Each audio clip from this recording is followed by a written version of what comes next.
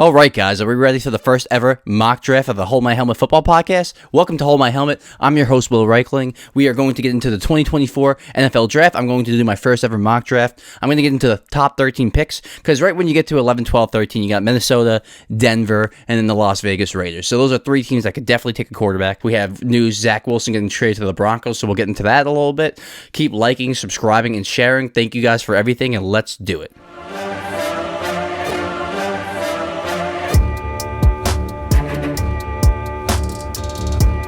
I kind of already mentioned in my previous episode that the draft is kind of a crapshoot.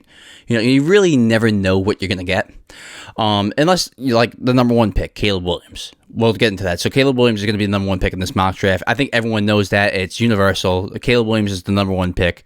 This is probably the most certain number one pick since Trevor Lawrence going to Jacksonville, Andrew Luck going to the Indianapolis Colts. This is a surefire thing. I don't think that is probably the one pick where if you saw, like, say, the Chicago Bears selected Jayden Daniels, I would be floored. I would be absolutely floored. So, you know, that's a surefire thing. And really it's just going to come down to if the Chicago Bears did enough in the offseason to put talent around him. I think they did. You know, they had Keenan Allen. They had another tight end, Gerald Everett. Cole Kmet's pretty legit as a tight end as well. I love DJ Moore. They had DeAndre Swift. So they have weapons. This is probably the best situation that a number one overall pick's ever went into. So he's got the tools, he's got the weapons, and he's got the talent. So yeah, I'm not really going to make some kind of hot take. I think that's really kind of unnecessary. I think, you know, Caleb Williams is definitely going number one. Other than that, the rest of the draft is kind of a crapshoot. I just wanted to set the record straight. Caleb Williams is the number one pick in this draft. He's going to be the number one pick. He's the best quarterback in this draft by far. He's the best prospect in the past couple of years. He's a true number one overall pick. Now, is he the best prospect since Elway? I don't know. That's something. I think he's a pretty damn good prospect. And it's really going to come down to, like I said, the talent on his team. That division is red hot right now. I think Green Bay is going to take that division this year. And then you still got Detroit.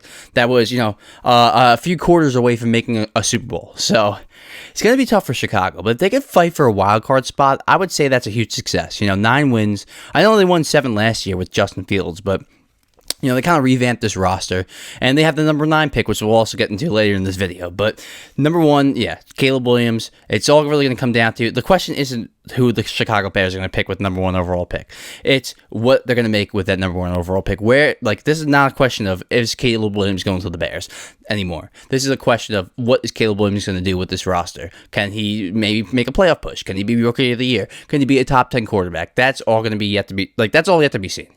But we know one thing is that he's going to the Chicago Bears at 1. All right, so the number 2 overall pick. This is where things get a little interesting.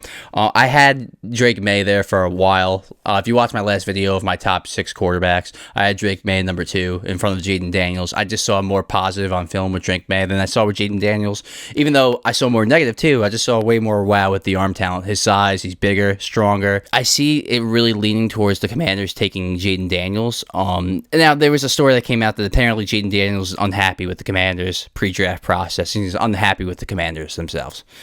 Look, that's all going to change. You draft him and he plays well, it'll be water under the bridge. So this will be a non-story. But I thought Drake Maye fit into the system well, but if you remember Cliff Kingsbury, people like the crap on the guy, but he did have success with Kyler Murray. He's used to that kind of mobile running quarterback moving out of the pocket. The only thing is he doesn't like he plays too much of a spread. He doesn't have a lot of tight ends line up in the 3-point stance next to the tackles. He has a lot of spreads, and that could leave Jayden Daniels a little vulnerable, so he's got to be a little careful because this is a quarterback that's coming in who's, I wouldn't say undersized, but he's a little thin. How many times did Sam Howell get sacked last year? I'm pretty sure it was 60, 70 times. So I don't know if it was a record or it was close to a record, but it was pretty crazy. It was crazy for sure. And that means they really need some offensive line help too. So just drafting Jayden Daniels is not going to solve all the Commanders' problems, but the next team following the Commanders, I think this is a better fit for both Jayden and Drake Maye. I mean, this is out of the 2 teams, the Commanders and the Patriots. If I was Jayden Daniels or Drake Maye, I would obviously want to go to the Commanders. They have more talent at, receiver, running back. They have McLaurin. They have I like Brian Robinson a lot. They have players, Jahan Dotson. They have some players. It's a little different. New England's kind of a lost cause. We'll get into them in a little bit, but like I said, I kind of went back and forth on this, back and forth. But, it's tough because I probably would take Drake Maye because of the upside with the size and the mobility and the arm talent. But I think Washington's going to go with Jayden Daniels. Just the way things are shaping up. I'm going to go with Washington taking Jayden Daniels. That's my gut feeling there. So number 3, well, if I'm New England, you're hearing a lot of rumors about them moving back, trading back in the draft, acquiring picks, maybe not taking the quarterback in this draft. Look, I don't think they should do that. I don't think they can do that, and I don't think they should. Why do I say I don't think they can do that? It's because these top 3 quarterbacks all have serious upside, and you don't know if you're going to get that in the next draft. Look, if the Commanders take Jayden Daniels, okay, Drake Maye's our guy. If the Commanders take Drake Maye, Jayden Daniels is our guy. I think they're taking one of those two, but I think the New England Patriots are taking a quarterback at number 3. If I was the New England Patriots, I would not even think about touching J.J. McCarthy. If it becomes between Drake Maye, J.J. McCarthy, and Jayden Daniels, J.J. McCarthy's not even in the conversation at all. I mean, you saw way more on film with both Jayden Daniels and Drake Maye, and you didn't see enough with J.J. McCarthy. I know he wowed a lot of people in this pro day, but so did Zach Wilson. They're not the same player. I mean, J.J. McCarthy is way more of a polished quarterback coming out of college than Zach Wilson. But, I mean, I didn't see enough on film, and it's just scary if you go to New England with the lack of talent. I mean, he might look like a Zach Wilson a little bit in the NFL. So I think Drake Maye has more of the size and the arm talent and arm strength to kind of overcome that a little bit, even though he kind of struggled at North Carolina with the lack of talent. But I think he has more ability, more upside than J.J. McCarthy. So I think if you're the New England Patriots, you're selecting the quarterback. It just depends on who the Commanders are picking. So you're either going to get Drake Maye or Jayden Daniels. So I think they're going to end up with Drake Maye. Okay, so number 4. There was a lot of, there's been a lot of rumors of a team moving up to number 4 to draft J.J. McCarthy. There's been a lot of rumors of the Vikings to move up to draft J.J. McCarthy at 4. I don't think it happens. I think the Arizona Cardinals stay at number 4, and I think they select Marvin Harrison Jr. out of Ohio State. I just think they've had Marvin Harrison on their mind since the end of last season. Just watching how Kyler played at the end of last season, they were like, wow, if we get him a receiver like Marvin Harrison, that could be dangerous. Just remember, Kyler Murray with DeAndre Hopkins, that was a pretty special unit. There was a point a couple years ago where we were calling Kyler Murray an MVP candidate. So if you get him some weapons, and he looked really good with McBride, so you got McBride, you add Marvin Harrison Jr. The Cardinals, they're not going to be a playoff team next year, I don't think. They still have a lot of holes to fill in defense, too. But you might look a little spicy again.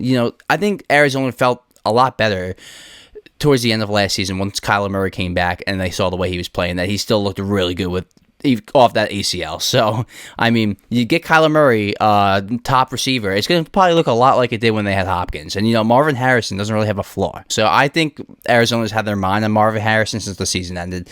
And I don't think they want to give that up. Unless someone blows them away, which I don't think they will. So, I think Arizona's just going to stay put. They're going to draft Marvin Harrison. Number 5. This is where things get interesting. The number 5 overall pick. So I went back and forth on what teams, would possibly trade up with J.J. McCarthy. And, the Minnesota Vikings were an obvious candidate. They have pick number 11. They have another pick in the 20s. So they're an obvious candidate. You've heard a lot of rumors about the Minnesota Vikings moving up to get J.J. McCarthy. I just think it's smokescreens, man. I really do. Because you wouldn't hear so many rumors about a team moving up to get one player if they're just basically losing all their leverage when they do that. So you're either stupid and you're running, like I said last week, you're running a terrible draft room, or you're trying to throw some deception, smoke screens, throw a team off. Maybe you get another stupid team to trade up to the number 5 pick so you could stay put and draft your guy that you actually want. So I went through the other teams that could possibly trade up, the stupid teams that could potentially be stupid. You got the Denver Broncos. Now, the Denver Broncos, they just traded for Zach Wilson, and that gave me, here's the thing. What are they drafting right now? 12? They definitely put some question marks about them picking a quarterback at 12. But what it definitely told me is that they're definitely not moving up in the draft to select a quarterback high in the top 10. Because, one, they don't even have enough draft capital. Yes, they have a first-round pick, but they don't have a second. And you'd probably have to give a Patrick Surtain. The deal will probably have to include Patrick Surtain, but I just don't think Sean Payton loved J.J. McCarthy to where he'd be willing to move up in the draft to get him. He might stay put in draft like a Penix or a Bo Nix. We'll get into that in a little bit. But with the trading of Zach Wilson, it's just showing me that he's definitely not moving up to take the 4th best quarterback. So where does that leave us now? You got Seattle. Seattle's a possibility. Although I don't really think they would move up this high either, nor do I think they have enough draft capital either to move up that high. They probably could figure it out more than Denver could, but I don't think that's something that they'd be wanting to do. There's an obvious yet kind of sleeper team that people aren't really thinking about. the Las Vegas Raiders. Now, the Los Angeles Chargers have the number 5 pick. I think they're looking to get a tackle, move back, get a tackle, rebuild. Because, Jim Harbaugh loves running the ball. They already have one great tackle in Slater. Get another great tackle, establish that run game. So I think that's an obvious thing. That's an obvious move of what very predictable thing for Jim Harbaugh to do. Plus, he knows a lot of players in this draft just because he just coached in college. So he's probably looking to move back, acquire more picks, and load up on people that he knows. Instead of picking someone in the top five, where, you could probably load up, get more picks, and get players that later on that are going to be probably studs and sleeper, diamonds in the rough almost, as you would say. I really think it's going to be the Raiders. I think the Raiders are the team that's honestly stupid enough to move up and take J.J. McCarthy. I think they give him a first-round pick this year, the number 13 pick. I think they give him a second-round pick this year, maybe a 1 next year. I don't know. Something like that. Maybe 2 2s and a 1 or 2 1s and a 2. They're going to move up and get J.J. McCarthy, in my opinion. I just think, are they unstable? A little bit. I just don't think... I think Minnesota's too smart. I think they can stay put and get the quarterback they want at 11. And I just think the Raiders are going to get a little antsy and desperate, be like, oh my God, we can get J.J. McCarthy, and kind of just trade the house and move up and get him. So I really think that the Vikings are throwing out smoke screens. I think Sean Payton is not trying to move up. I don't really think Seattle's that realistic. And I think it's going to be Raiders. I really think it's going to be the Raiders. So I have the Raiders moving up to number 5, trading with the Chargers, and I have the Raiders selecting J.J. McCarthy, quarterback out of Michigan. I know, that's probably the spiciest take that I've had, that I'm going to have in this entire episode, because, I really thought long and hard about this, and the obvious choice is the Vikings, but, that's too easy. Sometimes you got to read between the lines here. It's just everyone's screaming Vikings, moving up, Vikings, J.J. McCarthy, Vikings, moving up. What if they don't want J.J. McCarthy? What if they're trying to throw out smoke screens, have another team be stupid enough to move up, so they can actually, even maybe they move up, maybe they move back. I have them staying put and drafting someone else. We'll get into that in a little bit. Let's get into number 6. So this is probably the dream pick for the New York Giants. Number 6, the New York Giants select wide receiver Malik Nabers out of LSU. Perfect fit. Absolutely perfect fit. The Giants are desperate for a number 1 wide receiver, probably since Odell Beckham, and LSU. What a coincidence. They're not getting one of the top 4 quarterbacks. Let's just be honest. If J.J. McCarthy's probably not going to fall to 6. I just don't think it's going to happen. I think someone's going to be stupid enough to move up to get him. Even though I don't agree with it, I think it's going to happen. And if you're the Giants, you're stuck with Daniel Jones anyway for 1 more year. So you might as well try to make it work. Try to get a receiver that you've always wanted. I think this is an obvious choice. You need a weapon. You've needed a weapon forever. This guy, ran a 4.3 40. This guy's going to be special, I think. So, there's some off the field questions. Nothing too crazy, but I think New York, the Giants have a good organization. They usually handle off the field stuff pretty well. They got pretty stable ownership and all that. So get the star receiver you always wanted. Maybe this helps out Daniel Jones a little bit. I know Waller's on the fence for retiring, so it's kind of like you're kind of running out of weapons. Barkley goes to the Eagles. You got to get something here. So instead of, trying to be desperate, move up and get a quarterback, get a weapon here. Get a weapon, get a guy that's going to be here for the next 10 years. And I think Malik Nabers could be that for the Giants. He could be a star.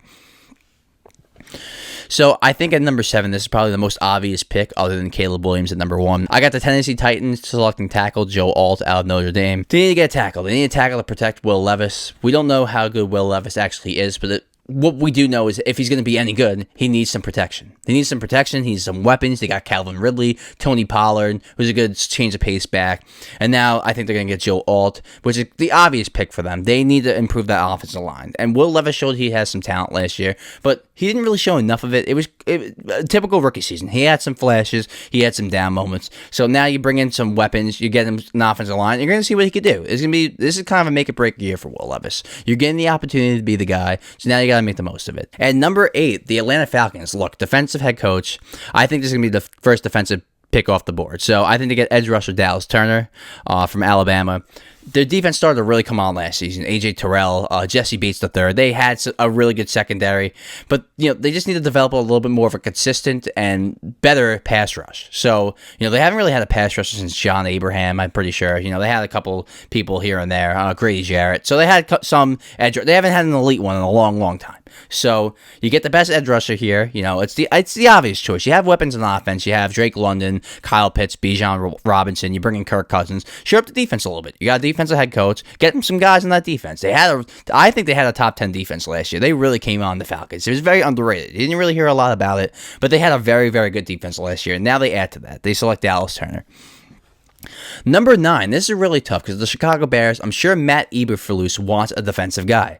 But I think with the Falcons selecting Dallas Turner, taking the best edge rusher off the board, they're going to be like, you know what? Let's get the last star wide receiver in this draft. Let's go get Rome Odunze. I do think they really wanted to get Dallas Turner, but I think if Dallas Turner comes off the board, they go get Rome Odunze. You pair him with DJ Moore, Keenan Allen, Cole Kmet, Gerald Everett, that is going to be a dangerous offense, and I think he can come in right away and be effective. He's one of those guys that's kind of very polished and ready to come in and be a really good receiver right away. So I think it's tough for Chicago. I think deep down, like Eberflus is going to want a defensive guy, but I think once Dallas Turner comes off the board, Ryan Poles is smart enough to know, like, you got a stud receiver still on the board. Let's take him while we can, because Keenan Allen's getting older. You don't know how many more years he's going to have left. So you can't even think of him as like, oh, we got our 2 guys for the next 5 years. Keenan Allen could be done next year. So you go get your second guy. Potentially could be the best, one of the best receivers in the league. He could pass DJ Moore. This is how good this guy is. So Chicago Bears get Rome Odunze. Number 10. This is very, very, very controversial. The New York Jets. If you're the New York Jets, you have a tough decision. You have 2 options here. The New York Jets either select a tackle, or they're going to get another weapon. Those are the 2 options. Now, the New York Jets did go and get Morgan Moses from the Ravens, and they got Tyron Smith in free agency. Tyron Smith has had multiple injuries for multiple seasons in a row now. But when he plays, he's still a damn good tackle, a top 5 tackle in the league. But I'm pretty sure he's played 13 games in like the last 4 seasons in a row. He misses at least 4 games every time. So when he plays, he's still great, but he misses a lot of time. And you need these tackles to be healthy, because Rodgers, he looked a little slower in those 4 plays. Not saying he's washed, but he's going to need protection for sure. Jets also signed Mike Williams, off free agency. He's a great receiver too. When healthy, he's, deep ball threat, can average 15 yards of reception. He's very effective as a number 2. Very, very elite number 2 receiver in the league. Also, gets hurt all the time. So what did the Jets do? The Jets filled the holes that they needed to fill, but they filled it with older players that are very injury prone. So basically the 2 needs that they have in the draft, O-line and weapons, are both filled right now with injury prone players that you can't really rely on for a full season. So it's tough. Either way, it's not wrong. Like, you could take a tackle, you could take a weapon. You need both. So are you going to be a little more responsible and take a tackle, realizing, Tyron Smith probably has a couple of years left. Let's get our tackle for the next 10 years. Or do you get a little, star-driven and go, wow, Brock Bowers, man. This guy is the next great tight end, the next Kelsey, the next Sam Laporta. So Woody Johnson, what do you do here? What do you do, Woody Johnson? I would say it's probably smarter to take a tackle at pick 10 and then maybe snag a receiver in the 3rd and 4th round, because, look, let's face it, there's good wide receivers all over the draft. Not many good tackles in the draft. Look at all the best tackles in the league. Most of them come in the 1st round. Majority come in the 1st round or 2. Wide receivers, they're all over the place. Look at Puka last year. Puka Nacua, 5th round. So, that's obviously an outlier, but majority of the draft kind of works like that. A lot of good receivers nowadays. I think it's probably smarter to stay at pick 10 and snag a receiver in the 3rd or 4th round. What do I think the Jets do? I think Woody Johnson kind of gets a little star happy. He goes, wow, this guy Brock Bowers, he's going to come in and be great, the next best Jet. I think the Jets take Brock Bowers. And I'm not necessarily upset about that, because I think that he's going to be a stud. Look, he's not a great blocker, but how many great tight ends are good blockers nowadays? Kelsey, he's a pretty weak blocker. Laporta, he could block, but he's not like an elite blocker. Kittle's a great blocker. Does Mark Andrews block that much? I've seen it sometimes, but he's injury prone, so how much do they really have him blocking? So a lot of the elite tight ends, they're really receiver hybrids nowadays, so I'm not really worried that he's not a great blocker. He's got the tight end body, though. He's pretty big and beefy. He's got a tight end body for sure. So I'm not really worried about injuries. He looks special. He really looks special. In the SEC, he was blowing guys away. So, I think this guy's going to come in and be effective. The problem is Rodgers usually doesn't really work too well with young guys and tight ends. Like, how many great tight ends has Rodgers had in his career? Like, he's usually thrown to his wideouts. But he's a little older. Maybe he's gotten a little wiser. He's like, look, I need help here. So I think the Jets do take Brock Bowers. Is it the smart decision? We're going to find out, man. We're going to find out. But I think Woody Johnson, this is kind of what he does. He trades for Aaron Rodgers, signs Le'Veon Bell. He's always trying to make that splash move, Brett Favre. So that's just how Woody Johnson is. So I think Brock Bowers is the pick there. Number 11, we're finally here, the Minnesota Vikings. I was saying this whole time, look, maybe they don't want J.J. McCarthy. Maybe they're going to stay at 11 and take the guy they really want. I think they want Michael Penix. I would take Michael Penix over J.J. McCarthy, and I think they would too. Now, I think they really want to throw a smokescreen out there, get someone stupid enough to trade up, take J.J. McCarthy so they could stay at pick 11 and draft Michael Penix. Look, you got Justin Jefferson, T.J. Hockenson, Jordan Addison, you get Aaron Jones. You have players everywhere. You need a guy that's going to come in and distribute the ball on time, accurately, down the field, and that's what Michael Penix does. He's almost like a better, faster version of Kirk Cousins. When things are in rhythm and on time, he's probably the second best quarterback in the draft. The problem is that Michigan game, when he gets some pressure, he looks like a different player. Now, the thing is, in the NFL, yes, it's going to be a muddy pocket, but he could work on that. He didn't see a lot of it in college, so it didn't have a big sample size with that as far as muddy pockets, but I think he could work on that in the NFL. He can come into the league and be a Pro Bowler in his first season. I'm not just saying that to make some kind of hot take. I think this guy is legitimately just a special thrower of the football.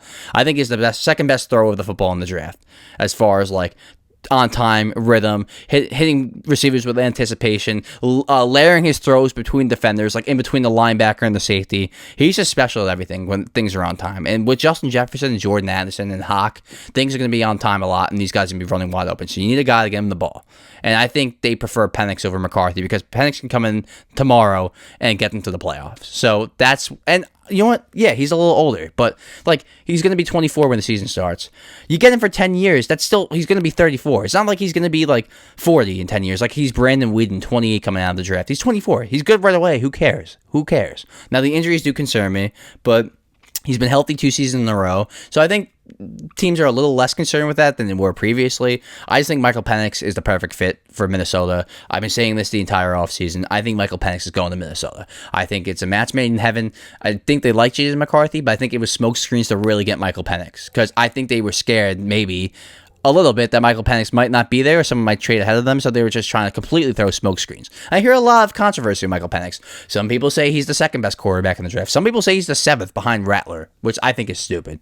So, he's very controversial, mostly because of injuries, the way he looked in the Michigan game. Look, I think he could be very effective in this league. I think he could potentially be a better version of Tua. And Tua is a top 15 quarterback in the league. So I think Michael Penix could be a top 13, 12 quarterback in the league tomorrow. So I think while Minnesota is really salivating at getting him, I think they're going to get him in the building. I think they're going to make a playoff push in that tough NFC North too. That's going to be a tough division for sure. Number 12. Now the Broncos did trade for Zach Wilson, but I still think that I don't think they love Zach Wilson. I'm not Sean Payton does not in any way is he in love with Zach Wilson. I think really he was just getting a little desperate. He's we got to do something here. What if our guys what if there's no quarterbacks left at 12? That definitely could have been a possibility. And what if we don't want to take a quarterback at 12? So there's a lot of different possibilities here with Denver, especially after just trading for Zach Wilson. It kind of puts everything up in the air. I'm still going to have them drafting Bo Nix. I think Bo Nix fits Sean Payton's system perfectly. He's quick, gets the ball out of his hands very quickly. 4-5 yard passes, quick read option, get the ball out. He's very quick and kind of gets his throws out. So Russell Wilson's kind of the opposite. Would move around, kind of miss throws. He's sit there, make throw, sit there, hit the throw, sit there, hit the first read. So that's what Sean Payton wants. He wants you to hit the open guys. That's exactly what he wants. He wants you to play within a system. And Bo Nix plays within a system. Now, is this a little bit of a reach? Yeah. But I don't know how much further back you're going to be able to move because unless someone wants to come up and get a tackle, which could well be possible, I don't know how far back you're possibly going to move if you're Denver. So you're probably stuck here. And hey, you need a quarterback, just get a quarterback. He's there, There's some upside there. He's got a really good arm. He's a really good athlete. There's some upside that this guy could be a top 16 quarterback in the league. Or he could be very limited. So it could go either way. Sometimes you reach for guys. I understand that. I just don't think you're going to be able to really move back that far. So, just stick with what you got. Just draft him. Get him in there. Maybe they go tackle, but I think they're going to go Bo Nix. I think he fits Sean Payton's system very well. I think Sean Payton's had his eye on him for a while. And I think that's going to be the pick. So that leaves Chargers at 13 now after they traded with the Raiders. I have them selecting tackle Troy Fautanu out of Washington. So they get the tackle they wanted. They get to move back. They accrue more picks. And that's how I have my top 13 going. So I have the Chicago Bears at number 1 selecting Caleb Williams. Number 2, I have the Washington Commanders selecting Jayden Daniels. Number 3, I have the New England Patriots selecting Drake Maye. Number 4, I have the Arizona Cardinals selecting Marvin Harrison Jr. Number 5, I have the Las Vegas Raiders trading up to select J.J. McCarthy. Number 6, I have the Giants selecting Malik Nabers. Number 7, I have the Titans selecting Joe Alt. Number 8, I have the Atlanta Falcons selecting Dallas Turner. Number 9, I have the Chicago Bears selecting Rome Odunze. Number 10, I have the New York Jets selecting Brock Bowers. Number 11, I have the Minnesota Vikings selecting Michael Penix Jr. Number 12, I have the Denver Broncos selecting Bo Nix. And number 13, I have the LA Chargers selecting Troy Fautanu. So that's it. Have a fun draft, guys. Enjoy it, and I will see you soon. Thank you.